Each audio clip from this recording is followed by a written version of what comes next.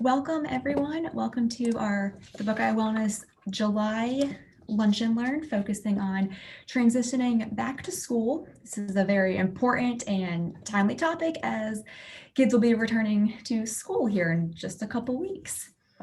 So before we get started, I'm going to mention just a couple of upcoming events, and I'll make sure you guys get these all out in an email that we'll send up after the event. So our next Lunch and Learn will be on August 27th, and it will be focused on physical activity and staying active, whether you're at home, at work. On Mondays at 11:50, we are still having Movement and Mindfulness Mondays. For those of you who aren't familiar with it or haven't attended any, this is a great 10-minute break in your day to pop on. We bring in different experts from across the university, and they'll lead you through either some stretches, a short little workout circuit, or a meditation to get you ready for the rest of your day. So we would love to have you join us for one of those. That's Mondays at 11:50. We have fitness classes that go on throughout the week. Currently, they are all still being done over Zoom. So again, we'd love to have you out for one of those and join our fabulous instructors. And lastly, we have Amazing Race coming back. It is our first in-person big event that we'll have on October 15th. For those who aren't familiar with Amazing Race, it is where you get a group of 4 people together and your team will race around the South Oval and compete different challenges that each focus on a different dimension of wellness. So this, we're hoping to have some good fall weather, be outside, and enjoy being back in person together. During the presentation today, if you have any questions, please put them in the chat box and we will get to them at the end. Now, for our fantastic speaker today, we have Anneliese Johnson. She began her career in early childhood education as a preschool teacher at the A. Sophie Rogers School for Early Learning at its former location in Campbell Hall on Ohio State's campus. She earned her bachelor's degree from Miami University and completed her master's degree in early childhood education and development from Ohio State's College of Education and Human Ecology. She was an instrumental part of the team that transitioned the school for early learning to its current location in Wyland Park, helping to design and staff the building in 2007 as the preschool program coordinator. She has been the principal of the school for early learning since 2010. Anneliese taught early childhood education courses for several years at OSU and has presented locally and nationally on topics such as play, family engagement, guidance and discipline with young children, emergent language and literacy in the classroom. I will now pass it off to Anneliese. Hi, thanks so much, Nicole. It's wonderful to be here, hopefully sharing some lunch with you all. I have to admit, when Nicole approached me about this, I think either in May or June, it was sort of couched in anxiety about going back to school, maybe post-pandemic or the return to in-person learning. And I, in June or early, June, May, thought, oh, that we're going to be, solid by that point. We're going in the right direction. And I'm sure things will be pretty typical to how they looked in February 2020. And now, as we have learned over this past year, I'm not quite sure about that. I think I know there will be a lot of variation between districts, maybe even variation between classrooms. And all of that is something that the transition back to school is a transition and a challenge for all of us. And it sort of adds to it now, again, this year. Although hopefully we're a little bit more skilled, a little bit wiser than we were last year at this time, and certainly in March 2020. So all of that to say, I am, my area of expertise is early childhood birth to age 8. So that's about right up to age or 3rd grade. I have a high schooler myself and an elementary schooler right now. So I've lived this as a parent and as an educator on both sides. And so talking today, I won't have specific information about your school or your district or your classroom or your child, but I will have general guidance as far as how families can constructively engage in these conversations, work together to have a really successful transition, even when adults are sometimes faced with challenges that we don't know what's next. I'll always remember in March 2020, my son, who was in third grade at the time, looking at me and saying, but you don't know. When things were closing down and we had our spring break canceled. And that was sort of an epiphany for him. He wasn't used to adults not knowing. So hopefully we're all a little wiser right now.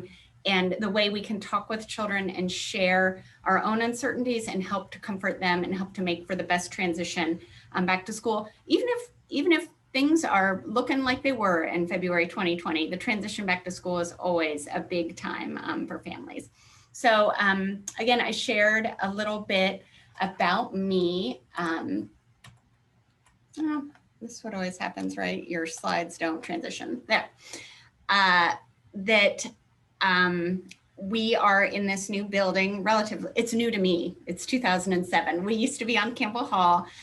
So I work daily with about 100 children and our wonderful teaching staff and our wonderful families here just off campus. And we're part of the College of Education and Human Ecology. So over the years, worked with a variety of families and helped families, teachers, and children experience transitions in a lot of different ways. Today, specifically, thought we'd talk about transitions in young children developmentally. That's something I love to talk about is child development, preparing children for the transition to preschool and elementary school. And although when I think of young children, I think of about 8 or 9 and under, a lot of what we talk about here will transfer over to working with older children, middle school children, high schoolers, your college students if you teach classes. And I think we all find when you're talking respectfully and thinking carefully about transitions and working with families and children, it also works when you talk to your boss, and it also works when you talk to your spouse or your partner. So all of the things we'll talk about today hopefully aren't explicitly just for your second grader, but support transitions overall. So we'll prepare for the transition to school and also alleviating any anxiety that a young child or your family may be feeling. We'll talk about anxiety in terms of your own or perhaps your child's and trying not to interchange those. And just knowing in our conversation that really there's going to be vast differences, it looks like right now on July 30th, in how schools will open in the fall. So it's really hard to say, oh, there won't be masks in school or they'll all be back on the bus all together. I certainly don't know for my district that my children attend and supporting families here in their transition. I know that a lot of things aren't finalized. So we'll be talking about broad ways to support transitions, not explicitly what if they don't require masks in the fall, because we just don't know right now. Let's see. When I think about transitions in young children or any child, what we know developmentally is children thrive on routine and predictability. And if you go all the way back to March 2020, that was really what sort of shook us most as adults, is everything we thought we knew and all the things that we could count on were sort of shaken up. And if you imagine, that's often how children feel all the time. They're always being told what to do, where to go, who to do it with. They would rather play on their iPad, but you're telling them to go outside. They would rather not eat dinner right now, but you're telling them it's dinner time. So it's their first time out of the world. They're used to getting a lot of demands placed on them. So one way, a really effective way of coping and helping your child to cope is that they know what to expect, that you have a routine. And that these routines are flexible. You know, I know families can get into a trap of bedtime is 8 p.m. and if it's not 8 p.m., everything's off and everybody starts getting anxious and, you know, a nap time has to be at 1. If it's not at 1, if we're not at home the whole day, the whole weekend will be ruined. But really, routines can be flexible. For children, order, and for us, is more important than time. So as you're considering routines for going back to school, and if you're like my family and you're like a lot of the families here, you have a summertime routine, which is very lax. And then you have the fall routine in your school year routine, where we're really supporting children getting back into needing to get a lot of tasks done. So it's more important that they know that first they pack their lunch for tomorrow, then they shower, then they read, and then they go to bed, then that bedtime is 8:30 p.m. And if you're not in bed at 8:30, the whole night is ruined and you're going to be tired tomorrow. So as long as that order is there and they know what to expect and they're progressing through it at a reasonable pace, you can relax a little bit about that, what time bedtime is. And you can always adjust tomorrow. We all have bad days. We all have bad nights. Taking that deep breath to say, oh my God, he took 35 minutes to figure out what to pack for lunch. And I packed something and then we took it out. And then he was messing around in the shower and he didn't get to bed until 9:30. You'll get it tomorrow. That's the thing with young children, is having these routines. You have these routines every single day. So if you have one bad night, taking that time to step back and say, that was one bad night. We're going to get them tomorrow. It doesn't mean the whole thing. If you're trying a new routine of the child helping to pack lunch and it didn't go well the first night, that doesn't mean it won't go well. Sometimes you need to repeat routines for them to become just that, routines. We expect behavioral changes with children anytime that there's a change in routine. So a lot of times as parents, we look for what's the reason for this behavior. He started third grade and now he's always crabby at night. It must be that new teacher. It must be that kid that's in the class. It must be that they're still doing, separation at lunch.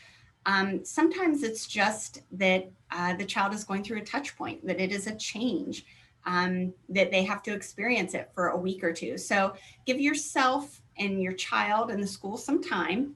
Any change can cause a difference in how tired they are at night. If they're crabby, if your child isn't usually one who snaps at you, but now they are, don't necessarily jump to the conclusion that, oh, it's because of this teacher. It's because third grade is so hard. It's because first grade, now they don't have as many recesses or some big change like that. It might just be that the child is in a transition and you need to give it some time before you really start doing some of the problem solving that we'll talk about later on. So even we know changes can cause behavioral changes in young children and transitions, and sometimes even positive changes. So when you look at even the stressful events for adults, right? It's new jobs, marriages, moving, sometimes things that are very happy and positive, new babies, very stressful. So you've been planning this trip to Disney World. It's so exciting. And then your child is crabby and snappy and you're like, what is the problem? Why? How is this not the best thing that's ever happened to them? They were so excited to go back to school. They were so excited to see their friends. They're so excited now that they all get to be on the playground together at recess. Why are they acting like this? Any change can cause stress for children. And again, giving them that time and that grace and expecting it goes a long way to not yourself becoming so anxious about it or trying to figure out the solution for it, that it must be because second grade is so much harder. It must be because of these, COVID regulations in the school. Sometimes it's just getting adjusted to that new schedule. That even if it's a positive change, they're in class with their best friend this year, but that's different. It's a change and children really need more time than us as adults to adapt to them. You probably know some adults that take longer to adapt to change than others. So children are very much like that, very developmentally appropriate. And we also know that as much as we try to protect our children from change, like, oh, if my child doesn't get to bed at this time, the next day will be bad. Or if he doesn't get to go to his swimming lessons, he's crabby. Sometimes there is change in our lives. And the best we can do is anticipate it, expect it, and plan for it, but also be flexible and have those discussions with your child as we're talking about now.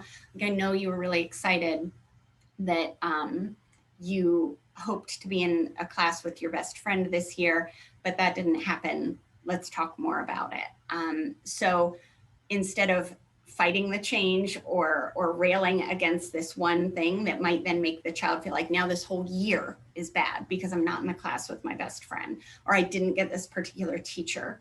Instead, focusing on sometimes things like this happen. So what can we do to really support you during this time? What we'll talk about next too is anticipating and expecting this change. That was something that really threw us as adults starting in March 2020, is that it was so much change at once. We're getting better, I think, at pivoting and rolling with it. But COVID notwithstanding, the transition to a new school year will always be changes and transitions. So how can we support that? Something you may have heard either in terms of reading about the pandemic or reading about young children is that you want to arm yourself with information. Check your school district's website and their communication tools these next few weeks to get the most updated return to school information. For me, that was something that was very overwhelming last year. Certainly in preparing our own school, developing all the new COVID protocols, having health and safety at the forefront, and all of these new things that we were learning about the coronavirus. But this year, I would anticipate these next few weeks will be the final decisions about busing, how they're going to use playgrounds, what will lunch look like. So as these changes are announced, make sure you're getting it from reliable sources directly from your district. My district will be having, that my children attend, will be having Zooms. There are also emails that go out. You want to make sure you're not assuming that it's going to be the same as last year, or that you heard that this is what they're doing with elementary schoolers on the playground this year, or my neighbor told me this. You want to make sure that you have that information before you share it with your child from a reliable source. And as we all know, especially in relation to COVID, you may get some information on August 5th that then changes on August 25th. So be preparing, that caveat with your child of, they're saying that now on the playground, you won't be wearing masks when you're out of doors, but when you go back inside, you'll be wearing masks. If that changes in September, that you have that caveat of, but we'll see, all the adults are working really hard to make sure everybody's safe. So if that changes, your family will let you know for sure. And this also goes back not just in pandemic times, but the same as every year. You want to make sure you're not assuming, if you have children with a large age gap, you have a 6th grader and you have a 1st grader, and you thought that lunch worked the way that it did in elementary school as your 6th grader. Oftentimes those things change, so that you're getting information from reliable sources and sharing it with your child, not just going on what you heard from your neighbors or what you experienced with your oldest child. Something I have to come to terms with. It's a very busy time of year for all of us at the university as students come back. If you're teaching classes, this is also when we're going to be getting a lot of information from our children's schools, so that you are trying to not overextend yourself during school transition time. If you have the ability to have that work balance, you might want to think about, this is going to be a really busy time with a lot of Zoom meetings. Even in non-pandemic times, there are ice cream socials, there's get to know the teacher, there is come for school photos at 10 a.m. and come back for an ice cream social at 2 p.m. And a lot of times when working with families that are going from a 4-year-old to a kindergartner, parents are like, what is all this here and there, back and forth? That doesn't work for my work schedule. That's pretty consistent, I think, across districts at the beginning of the school year. They have a lot of events scattered throughout the day at different times of days. So if August had been a time where you really had a lot of family gatherings, you did your mom's birthday party, you take a big family vacation, oftentimes those last few weeks of August are a lot of transition meetings, a lot of back to school meetings, buying school supplies. So just give yourself a break and try to prepare accordingly in terms of not overextending yourself. Maybe that's not when you're planning to clean out your closets, not when you're gonna go for a week without your car because you're gonna turn it in and get a new one, anything like that that you can avoid so that you don't feel overextended. It's a great time to think about your social network, your family network. If that isn't a possibility for you, if it's your busy time of year at work, or if you have to get the car fixed that week, that you're planning ahead and thinking about who could drive my child to this event, who could meet with the teacher at this time. I love that Zoom has come about. Even family conferences, oftentimes here we would have families unable to attend, something came up at work. It's a missed opportunity for talking with your child's teacher. For myself, driving all the way across town to have a 15-minute meeting to drive all the way back. I love Zoom, so I hope those will continue. I think it's a great way to hear information, meet your child's teachers and others while if your work-life balance isn't as balanced as you would like during August. The other thing to remember is that throughout the whole transition, being positive and excited. We talk a lot about being a cheerleader for your child and enthusiastic. That if you're hesitant because they're going to kindergarten and you can't believe it, they're going to middle school, 6th grade, and that's so scary. You don't want them to go, you don't want them to grow up. If you're hesitant, anxious, worried, that tells children to be hesitant, anxious, and worried, and they may not know why, right? So then it's hard for them to process those feelings. My mom keeps saying, like, I can't believe you're going into 4th grade. I can't believe you're a 3rd grader already. Why is she feeling that way? That's not how she usually is. So being really excited and talking about the new responsibilities and the new growth that child has the opportunity for. Kids love growing up. And so if you think about when you got your license or when you went off to college, when you hit a milestone, you think of yourself as very grown up, even when you're going into kindergarten, even when you're going into middle school. So really building that up and perhaps having some new responsibilities or gifts at home. So not gifts, but I can't think of the word right now. It's something that they get because they're now in middle school, whether that is the ability to be home alone, that they are going to be in charge of watching their sister when you go out, those kind of things that show that you really trust them. Let's see that I'm doing this right? So we're on planning, and we talked a little bit about not showing your anxiety or your hesitancy with children. So when we think about children in elementary school and going into middle school, you want to discuss things in age-appropriate ways, that you're providing basic information, what you know, and you're responding to questions in an age-appropriate way. So we listen to children's questions, exactly what they're asking, and we answer just that. So less is often more. If you think of the parallel of, a child wondering, we're having another baby. How did that happen? And you give the whole shebang when really they just wanted to know when's the baby going to be born. Sometimes you don't need a whole PowerPoint display. You just need to know, they want to know how much more time do I have until the pool closes. So listen to their questions, provide basic information, and then ask if they have further questions and answer those, rather than giving you must be so worried about going into middle school. I bet 4th grade is going to be so much harder now because you're on the 2nd floor. These are the things you don't want to put what you're thinking onto them. You want to listen about what they're wondering about school. And a good way to ask that is, what are you wondering about 2nd grade? What do you think about going into 3rd grade? So that they can really let you know. And there are ways, if like me or many families, when you say, what'd you do at school today? Nothing. What are you worried about? Or what are you wondering about for 1st grade? Nothing. It's fine. So if you're getting those kind of responses, that would be your indication that you could say, I wonder what it would be like to have your classroom on the 2nd floor this year.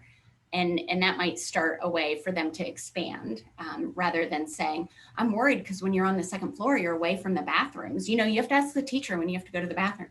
So making sure that you're guiding their questions, but that you're not giving them worries or anxiety about something that wasn't there before and that they can't process.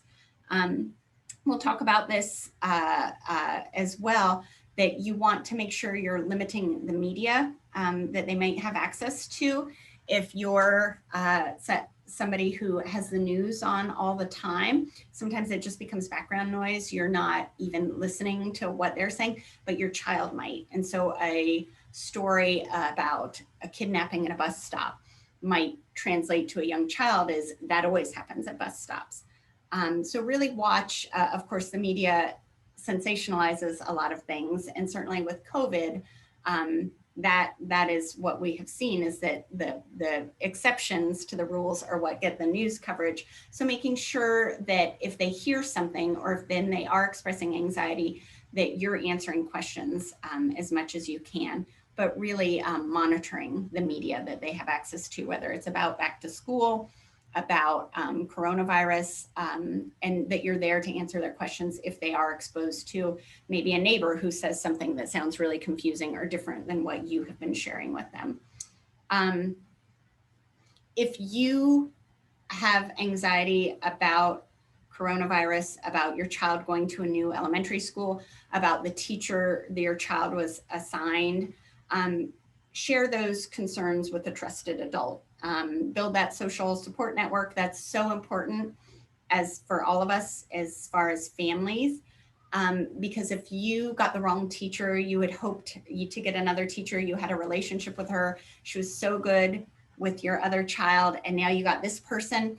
If you're railing against that with your spouse, or talking about it a lot, or with your mother at home, and your child is listening, you're setting that relationship up to be negative from the get-go. So you can definitely have those feelings. We're all disappointed when our child doesn't get the teacher we really, really hoped that they would. But have another adult that you talk about those with, and that you vent with, and that you say, yeah, also, they didn't even tell us that the buses wouldn't be this. I mean, trust me and my husband, as far as the busing situation and like the transportation to school, we had no idea what was going on. It seemed to change every day.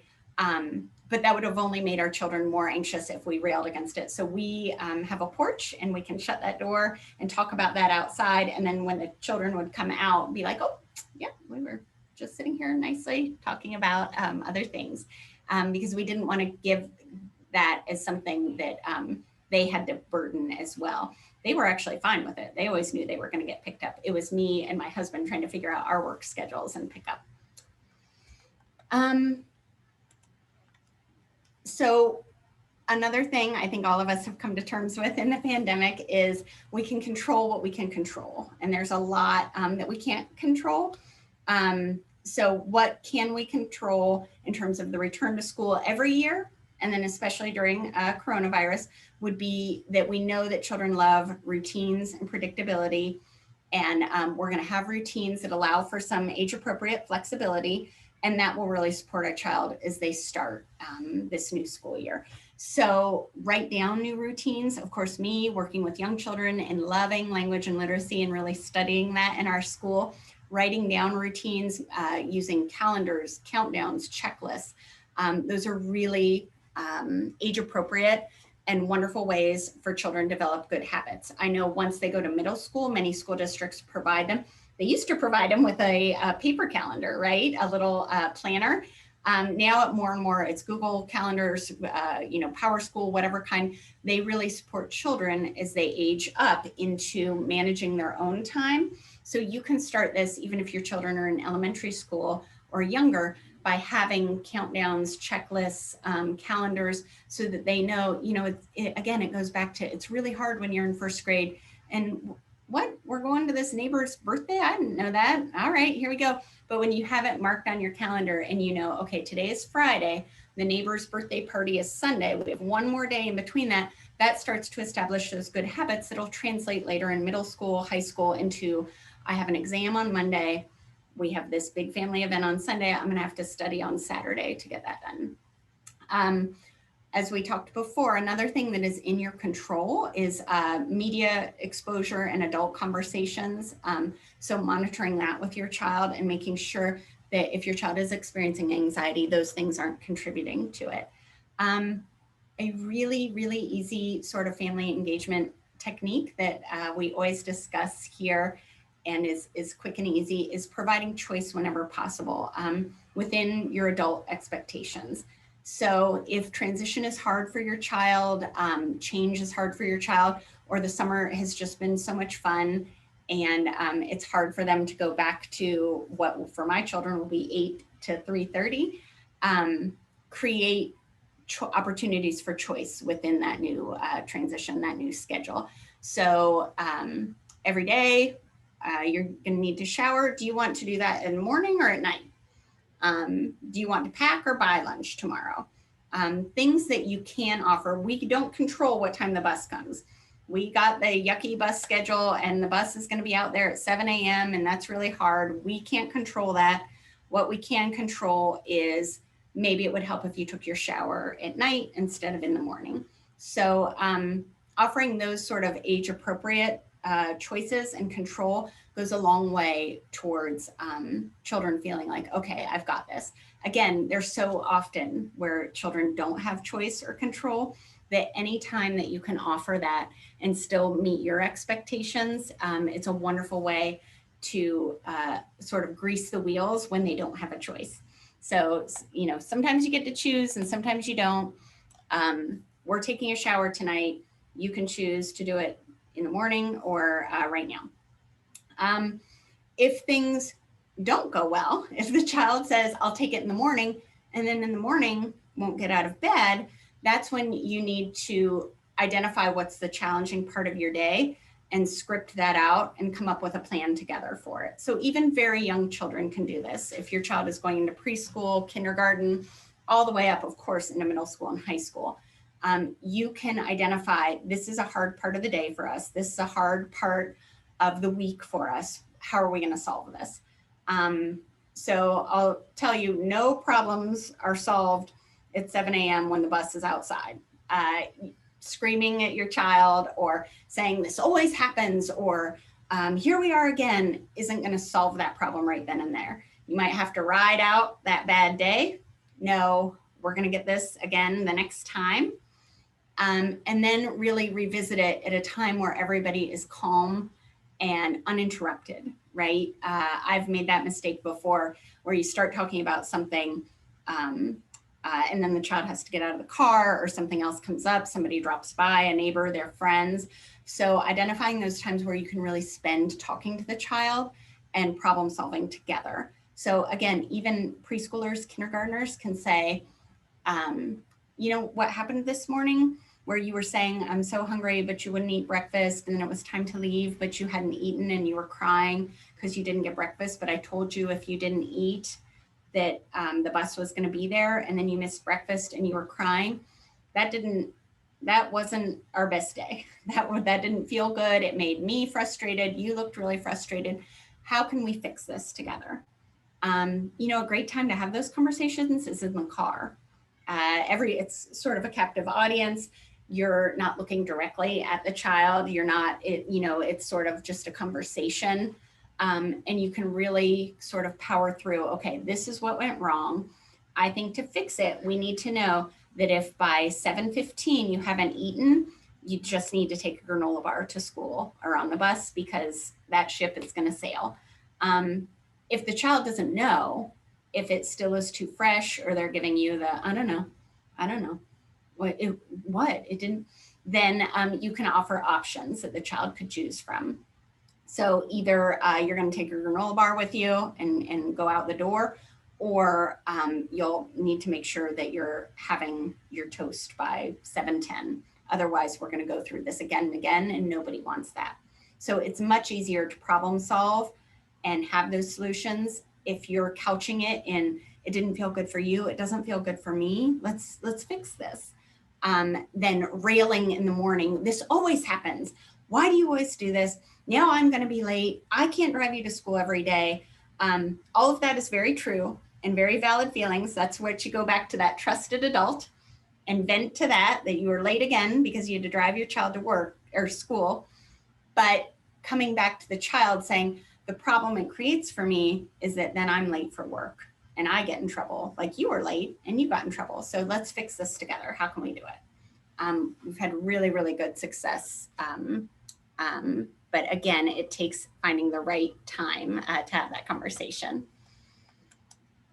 When we are supporting children, we talked about being their cheerleader and being supportive, that we're matter of fact when we're supporting children in their transitions, that we're discussing things. Just as we said, you're late, you missed the bus. What are we going to do about this? If you're frantic about it and you're anxious and you're wondering, then that the child gives it right back to you. So that you're matter of fact, like, again, what happened this morning? We're not going to do that again. Let's figure this out together.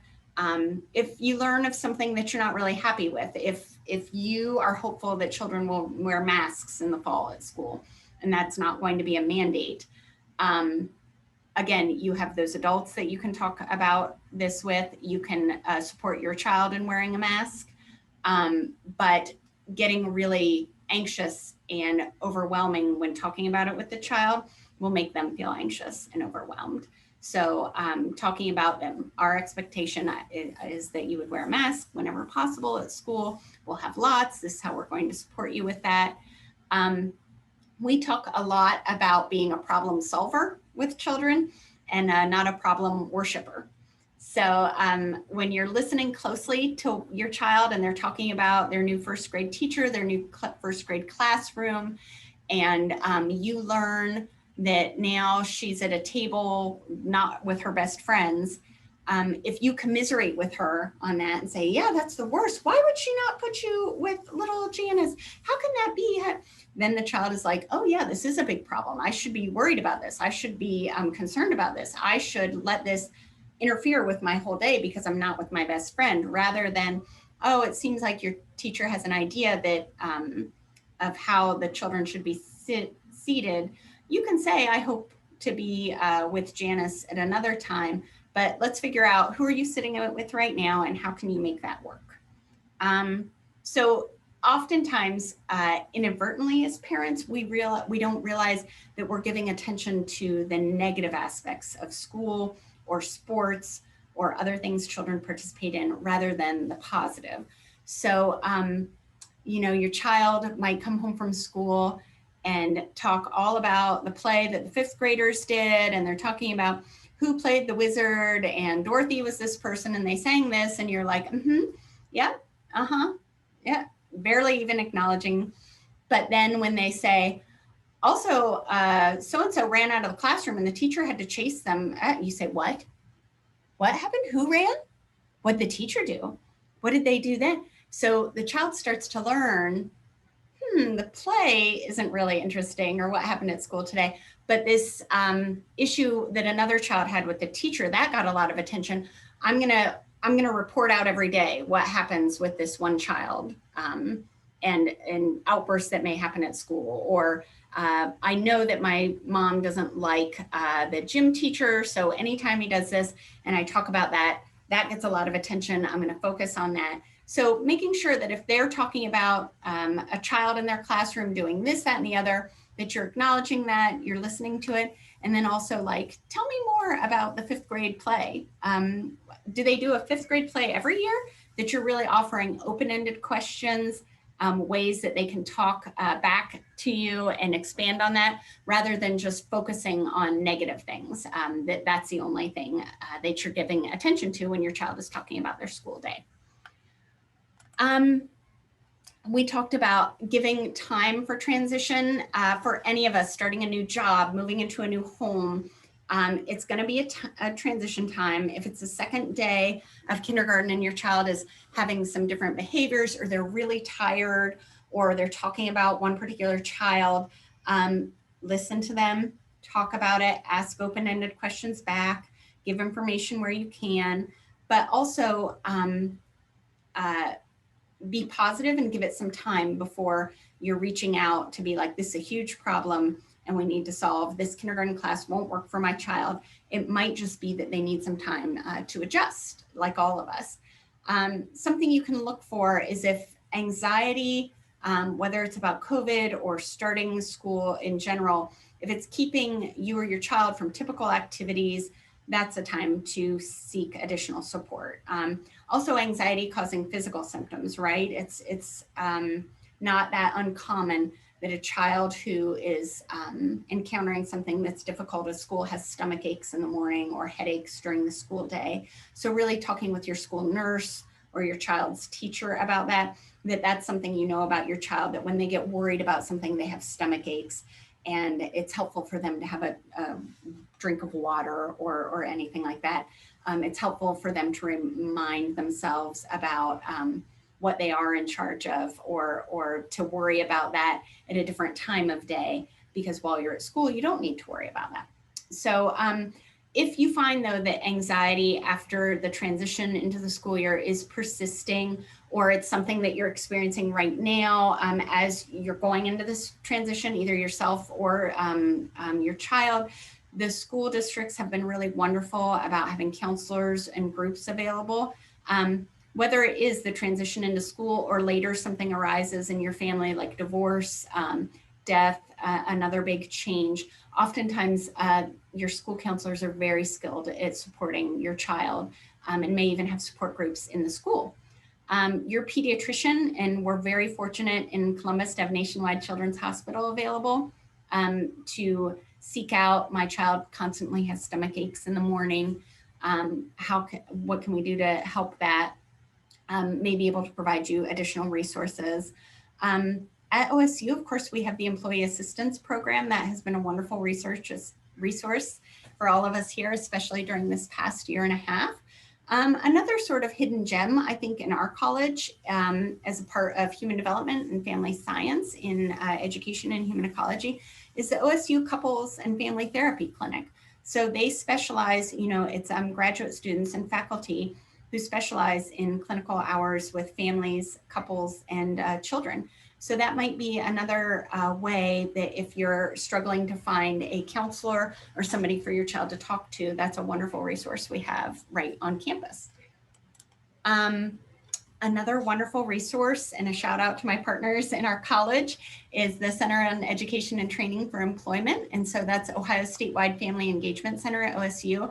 I want to leave you with some takeaways. We've talked a lot about like big overarching themes on transition, but on this website, which is a link in my presentation that you probably can't click on, but we can certainly get it to you.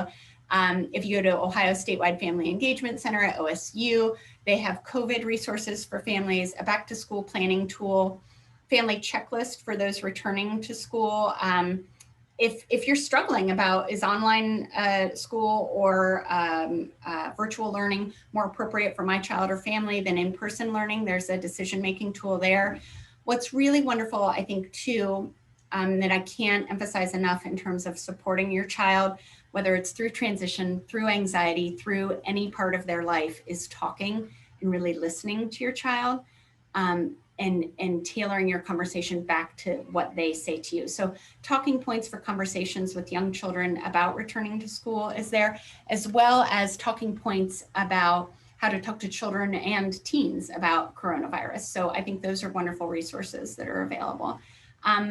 If you're concerned about going back to school, learning loss after the past year, whether you were at home or virtual or hybrid throughout last year, on this website, we're still on the Ohio Statewide Family Engagement Center. There are daily at home summer literacy activities that you can do with a variety of age groups. They have the links to Ohio Departments of Education's expectations for each age group. So oftentimes I find families are really worried their child are behind when really they're right on track. It's easy to remember maybe fifth grade and what you were doing in fifth grade or fourth grade, but not as easy to remember what you were doing in first grade in school. So this is a great way to let yourself know, oh, yeah, he's reading at this level, or he's putting these things together. And some activities you can do at home and share with your child to really make summer learning fun. I can't emphasize enough to reading with your child, regardless of their age. And as they get older, having the expectation that they read every night before bed or whenever it works for them is something that is just so closely linked with school success. I really advocate for having that as a part of your bedtime routine. So we talked about the grade level guides for grades and K through 5 and going back to school. So that could help you too in your conversations if there are introductory programs these next few weeks and you're meeting a new teacher, that you can say, I was worried, or I read this, I'm concerned my child's not quite at this point in math. What can you tell me about that? It's a good starting point, a really rich starting point for conversations as your child starts with a new school, new teacher, or goes back to in-person learning. So it was a lot, right, of information, a lot of content for today. And hopefully I gave you some resources you could take with you too, but I wasn't sure if there were questions or areas that we didn't cover, or areas where I talk too fast, we could open that up now too. Thank you so much, Anneliese. That was such a great and helpful, informative presentations for parents and families with school coming up. So thank you for all of that and your time. Like she just said, if anyone has any questions, go ahead and put them in the chat. I'll give a couple minutes for those to come in and then we'll get to those. I just want to mention that everyone here will be receiving a follow-up email either later today or early on Monday that will have, we can include the links and presentation and whatnot that Anneliese had, as well as information about our upcoming events. So you will have those dates, times, links, and an evaluation. If you would take just a couple minutes to fill it out, it really does help us better and further our programs. So yeah, any questions? All right, so we have our first question in here. Could you provide any suggestions for supporting your child when they are in situations when they are one of the few wearing a mask? You know, as children grow, it is sort of for us as parents this realization of there are going to be times where they're not in my utmost control, and so the realization of providing, well, I remember it with me after my daughter coming through this program and then going off to elementary school. I went to a park with her and all these people were talking to her and saying hi and they knew her from school and I didn't know them. And I was like, oh, like she's a person, like she has her own like life and like network that just starts branching out in kindergarten and continues to grow. So this is one of those situations where we provide what our family believes in and what we're doing as a family. But truly, when they go and they're on the playground at elementary school, you won't be there to control them. And for the teacher to, if you're like, I really want them to wear a mask when they're outside, that will probably happen sometimes, but not all the time. So the best thing I think you can do is arm your child with, this is why we're doing this. We have grandma who is unable to get the vaccine, or we are still really wanting to protect other children in the elementary school who can't get the vaccine. It's important to us. If a child is saying things about you wearing a mask, I would treat that just as the same kind of information as when they're being faced with other sort of unsavory comments on the playground. It's heartbreaking when your child comes home anytime and says, so-and-so said my shoes are ugly. So-and-so said, why am I wearing a mask? You don't have to. It's really hard as parents. So to be there and say, oh, how did that make you feel when they say that? It's really important. And me and grandma are still wearing masks when we're out, because we really want to help the pandemic to end. So you can say it's really important to me and my family that we help the pandemic to end by wearing a mask. Same thing as when they're saying, how come you wear those ugly shoes? How come you didn't bring a football today? All of those things are hard as parents.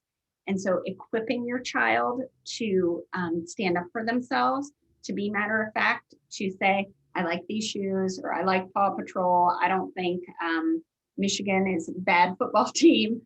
Those are the kind of things that people have come back with bullying examples of, that they can say, my dad went to Michigan, we're a Michigan family, we like it, and stand up for themselves rather than not having a sort of information to give back.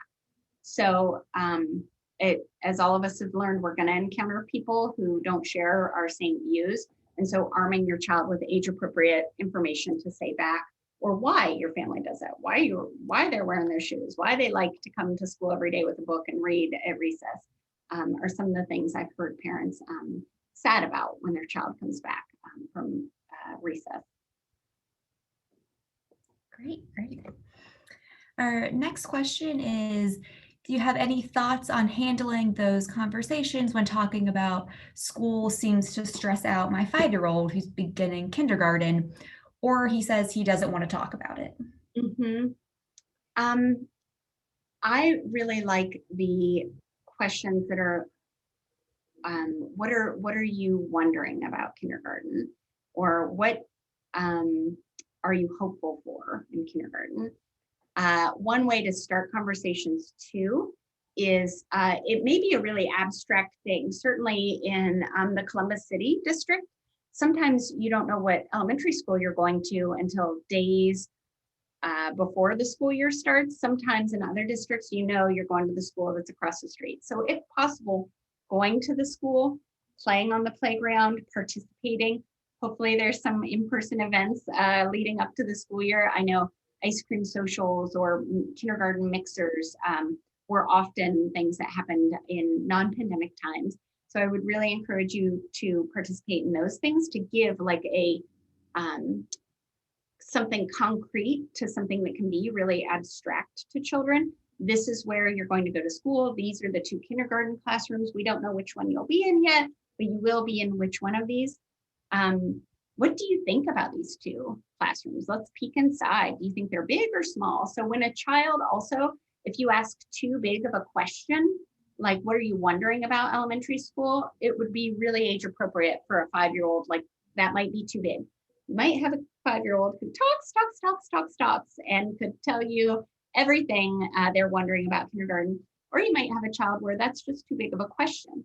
So if you find that they're saying, I don't know, yes, no, that you could then ask more leading questions, such as, well, do you think you would rather be in this classroom or this one? Why? What makes you like this classroom better than that one? So that you can really hone in on some of the things that they're thinking about. We do this when reading books with children. So if you ask, what do you think will happen next? There are some children that might give you a whole explanation of what would happen next, and others will say, I don't know. So when that happens, we sort of provide following the child's lead, because if they take off and they're talking, then we listen and we answer to that. But if they are sort of stuck in the I don't know, or I don't want to talk about it, no, yes, then you can, what we call scaffolding, provide a little bit of information, a little bit of leading questions so that you can really engage in that conversation. And I would say for any of these, that you're really taking the time that you're sitting with the child, that you're looking at them or doing something. Sometimes that might be off-putting to particular children, or it's not part of your usual routine. So if you sit down and say, what do you want to talk about for 1st grade? And then they're like, holy cow, what is going on? Maybe it's just that you're both doing rainbow loom together, you're side by side, and that's where that conversation happens. So if you're not the type of family or parent that regularly has eye-to-eye, face-to-face conversations, then you sit down and say, let's talk about 3rd grade. That also makes you like, whoa, what's happening in 3rd grade? Why should I be scared about it? So engaging in an activity side by side, being in the pool together and talking and that's why also I really advocate for parents talking in the car together.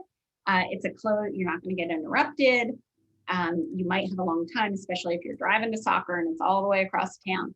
That might be a really good time to engage in those conversations. Great.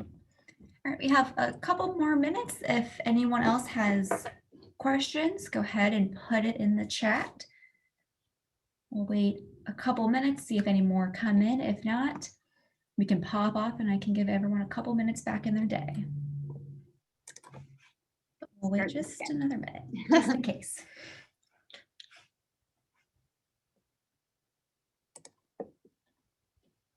I know in the next several weeks, they're more towards mid-August, be looking for online Zooms, other information to come from your local districts about planning bus routes, probably even classroom assignments for a lot of families. If you're in the Columbus City district, perhaps even school assignments. So a lot of opportunities for transitions over the next couple weeks.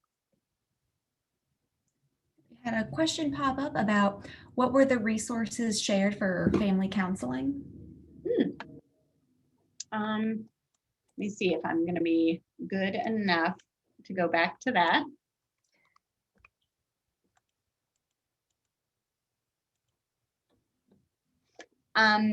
So certainly your school districts have very well-trained school counselors. Specifically in terms of if you felt like the mask situation or the playground situation was approaching bullying. If your child had some of the issues about having a headache every morning or a stomach ache, school counselors are wonderful resources for that. It's really common kind of school interactions that they might either be able to speak with you about or work with your child about. Oftentimes schools will have counseling groups then for really common issues in elementary school, middle school, death or divorce or other kinds of challenges that young families face. They'll have counseling groups or support groups for that right at the elementary school. So definitely check that out. On your district already, you should be able to get in contact with the school counseling office. Your pediatrician is always a great way to start, and also is a good way to sort of gauge, is this a long-term problem? Is this a temporary problem? Is this something that warrants a referral? Because if it's all of our first time out of the gate and your child first gets a headache or first gets a stomach ache going to school, what would be a good response to that? Your pediatrician likely knows you and your family and can really help you gauge that. And then we're really lucky in Central Ohio to have Nationwide Children's Hospital. And of course, they have a commitment to behavioral health and mental health. So there's lots of counseling programs, support groups, and really online resources. If you go to Children's website and look at mental and behavioral health, that might be a good place to start. It's no secret that mental health with young children is something that we haven't paid attention to in a long time. So sometimes it can be hard to find a good counselor or to get an appointment. And of course, we don't seek out appointments until there's a problem. So if you have a really time-sensitive issue, I can't guarantee that you're going to get into a counselor at Children's Hospital by Friday. But certainly there are lots of things online, and that might be why your pediatrician can help you navigate. Is this an emergency? Is this something I can wait a month for to get an appointment with a counselor? Is this something that I can work more on in my family before we take that next step? OSU Employee Assistance has lots of counseling programs, whether it's for you as parents or guiding us to other resources. There's so much as OSU employees that we don't even realize we have access to. So they are a great resource. And then in the College of Education and Human Ecology is the OSU Couple and Family Therapy Clinic. That is certainly on the Education and Human Ecology's website. And they have graduate students and faculty members who have clinical hours every week. And we are lucky to partner with them, and we have them here at our school as well. So really encountering those day-to-day challenges that come up with young children, families, teens, and high schoolers, and having a trusted counselor to talk with and problem solve with has been a wonderful resource for us. And it's available regardless of if you're an OSU employee or not. Great information. Okay, we have one last question. We'll go ahead and wrap it up with this one. What are any suggestions that you have on how to handle recent outbursts from a soon-to-be kindergartner that otherwise has not been occurring? Sure. Right, change is hard, and especially if there has been a lot of talk about kindergarten. Truly, even just leaving your preschool, going into kindergarten, leaving your first grade. I think of my own child, his last typical school year was sort of February of 2020, and now he's going to be a fifth grader, sort of going back to maybe something that's more like what it was. So that's hard for him to remember, and it's hard for him to know what to expect and anticipate. Sometimes, again, there's not a reason. It's our human nature as parents to attribute it to, oh, it's because she got the bad teacher. Oh, it's because her best friend isn't going to be in her class. But it might just be that it is a touch point and it's a tricky time, and we weather those times. So when we think of babies, we're really accepting of that time of, oh, he's colicky this week, we've had a bad week, he's not sleeping well. But when it's older children, we're like, what is causing this, and how can I solve it for them? So if you can, as about, again, not during the outburst, but afterwards. That was really hard on Sunday when we were at the neighborhood barbecue and you were screaming and yelling and you threw yourself on the ground. We had to leave early. You didn't get to play in the bounce house. Let's talk about that. What happened? What were you feeling then? And then if they say things like, I don't know, that is when you could ask those more. Like, it seemed like, were you hungry? Had you eaten anything from there? Or because sometimes these things do happen. And it is just, you have a bad couple of weeks and then a young child, I mean, that's my age, kindergartner, preschoolers, they go through a bad couple of weeks and then they go back down to the normal. So it might be that they're testing limits, that they're trying to grow, wanting a little bit more responsibility. That's a word I was looking for a long time ago, a little bit more responsibility at home, because they're growing, but that's not happening. And so they act out in a way. It could be that I'm afraid of going to kindergarten, or I don't know what that means, or I'm hearing a lot of talk. I heard one news story where they talked about one grandma who died of coronavirus, and that has made me really worried about going back to school. So certainly those open-ended questions, but I just really encourage you to not try to have those conversations when a child is in distress, because you're not going to get very far. So we look at a tantrum or an outburst as kind of a curve, and you have what's leading up to it, and you could maybe tell with your own children, like, oh, this is going to be bad. Like, if he doesn't eat, or if he doesn't, this is going to develop into something. You might be able to stop it then, but once you're in an outburst or a tantrum with a child, we're going to ride it out. We're going to set a limit and we're going to follow through with it. That limit might be that we're leaving the barbecue because this isn't good for anybody. It might be that, yep, she's over there. She's sad because she wants the bounce house only to herself, but there are 8 other kids here and that's not going to happen. It'll end. Everything always ends. And then sometimes we make the mistake of jumping in and asking, why did you do that? Why, when they're still coming down from an outburst? I would really encourage you to take the time, wait until you're in that place where you're coloring next to each other, you're doing rainbow loom next to each other, you're driving in the car next to each other, and then you revisit, hey, when we were at the Johnson's house on Sunday, and you got so mad and you were screaming and saying, only I can be, what happened there? Let's talk about that, because I don't want you to be sad like that. It really is, they're removed from the situation, and that might be where you get a better response. Thank you. And I'll just quickly mention, Ashley posted a book in there that she has used that went along with what you were saying and the link. So I would invite you all to check that out if you're interested. And so to close it out, Anneliese, thank you so much for being with us today, taking time out of your busy schedule to inform everybody and help parents, families prepare for the coming school year. Everyone really needs it. So thank you so much. And thank you to everyone. Yeah, thank you to everyone who joined and tuned in. Be on the lookout for the follow-up email that I'll send out either later today or Monday morning. It'll have the evaluation, like I mentioned. We'll have all the events mentioned at the beginning, as well as resources and slides from Anneliese. So be on the lookout for that, and have a great weekend and enjoy the rest of your Friday, everybody. Bye. Have a great weekend.